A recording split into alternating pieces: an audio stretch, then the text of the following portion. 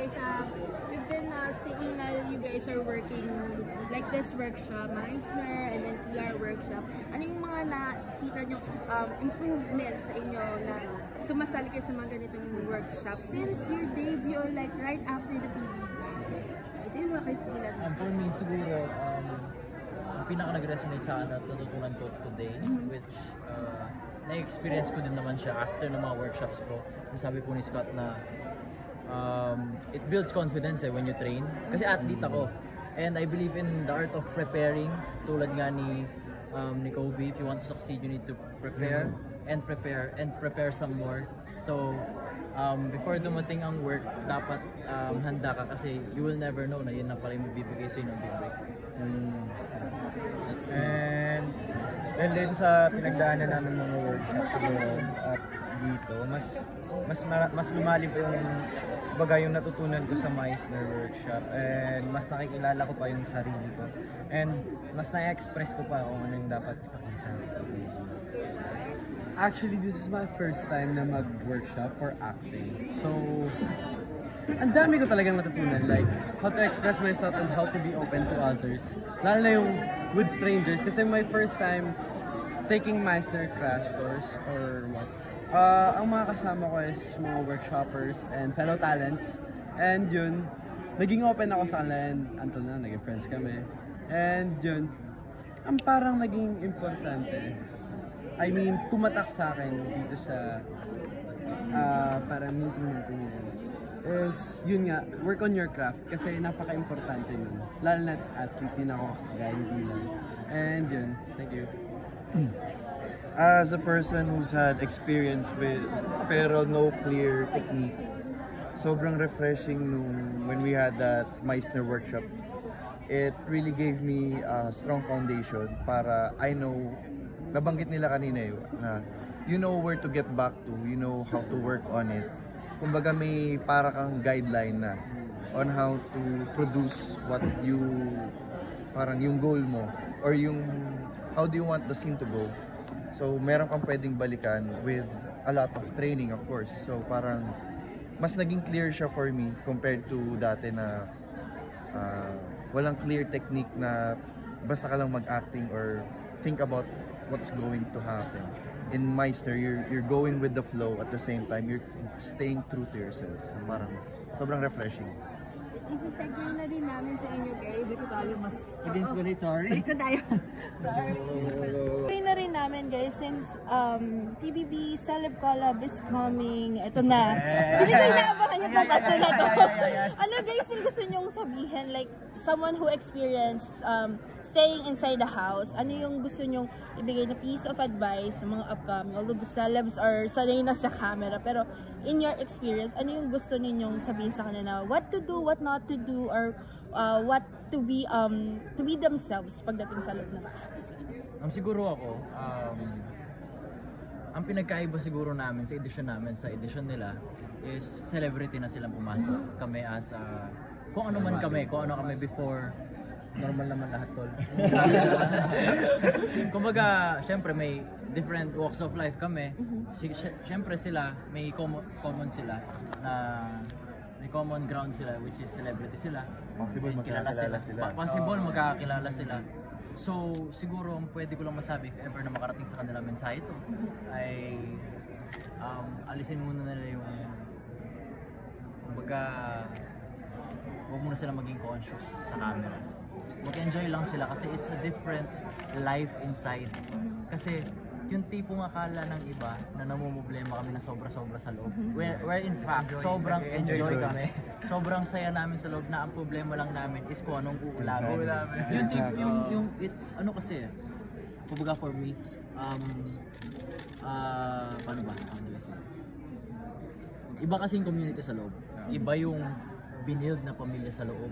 And iba yung bond na kahit nasabihin mong close kami at now, iba pa rin yung time na nandun kami sa loob. It feels so unreal and sarap-sarap balikan whenever you lay in bed at night. So, ayun, siguro.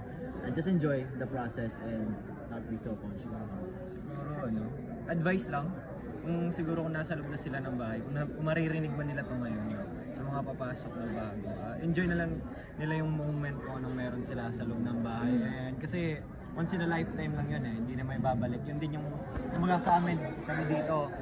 Gusto namin balikan yung mga moment na magkakasama pa kami sa loob. Pero hindi na namin mababalik. Kaya just enjoy lang kung anong mangyari sa loob. Tol, yung tipong nakatambay ka na sa veranda. Pinag-iisipan lang namin, pinag-usapan lang namin, may insekto dito. Konting bagay ma-appreciate mo. Siya. Hindi ko alam eh. Pero kahit siguro ibang season ang tanongin nyo, ganun din masasabi nyo. Iba yung feeling sa loob. So, ako naman, ang gusto ko lang naman din masabi sa kanila, enjoy the feeling lang din. And very limited yung time. So, nagawin lang mag-enjoy. Masaya sa loob ng bahay. Lalo na pag lumabas na sila. Pero wag muna kayo lalabas. Huwag niyo ako gayahin. Hindi pa nakapasok. Hindi pa nakapasok, pinapalabas mo na. Basta enjoy. And good luck sa new season. Sa akin naman, treasure nyo yung moments na yun. Kasi kami, pagka nakikita kami ngayon, kasi barely na lang halos magkita-kita kasi maraming mga ginagawa, may mga sarili-sarili na busy. Sabi sa amin na It's just us and Kuya. Kami lang sa kasi Kuya, talagang iba yung magiging thought process mo when you, bago ka pumasok, nandun ka, saka lumabas. As against Kuya. Sarap, sobrang sarap ng feeling. Enjoy lang. Speaking of sama-sama, parang recently meron kayong gagawin na pagsasama-sama ulit ng batch ninyo, right? Isisingit na namin to kasi minsan lang namin kayo makita. Guys, anong preparation nyo about it? And ano ba yung gusto nyong abangan ng fans sa inyo? Kasi na-miss nila yung bonding ninyo all together. Actually, ayun nga. Kami din na-miss namin yung bonding namin together. And siguro in terms of preparation, matagal na din po sinabi sa amin to. Although, hindi pa po kami nasabihan kung ano talaga yung in detail na mangyayari. But, rest assured na, of course, gagalingan namin at galingan nyo din sa mga nandyan. Mag-enjoy tayo. For sure mag-enjoy kayo. Lalo na yung mga kulitan na miss nyo, napapanood nyo kami. Ay, lalabas yun doon. Sabi ko sa inyo. So yun guys, inimbitan namin kayong manood sa amin sa April 4. 5. Hindi niya alam. 5. Guys, Level 5. Ganun lang.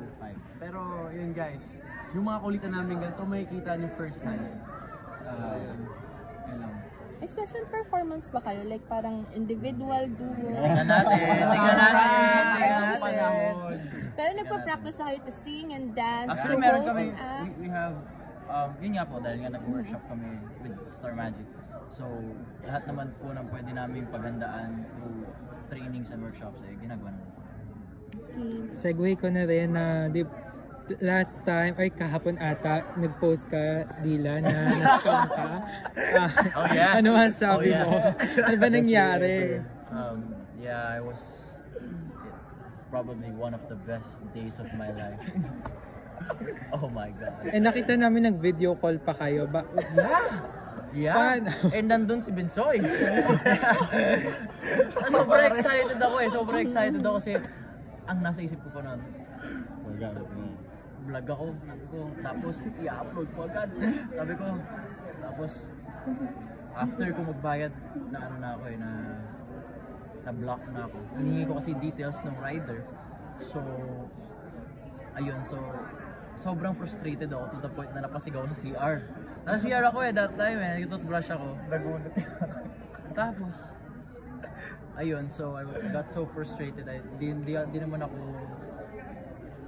usually nag-rant talaga in social media kasi wala it's not me.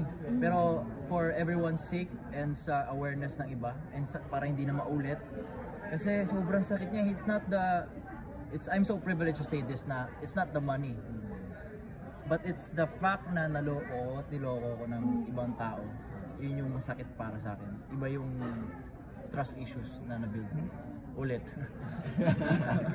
Nagtitig ka ba ng action? Yeah, ano plan mo dun sa na-scam mo na yun? Or sa scammer na yun? I am taking action. Actually, right away naghingi na akong tulong with friends and with family and mga colleagues natin. So, Ayun, hindi ko pa po kasi alam kasi first time ko to. So hindi ko alam. And first and last sana. Huwag na sana maulit and ayun, never again. Thank you. Ito lang po.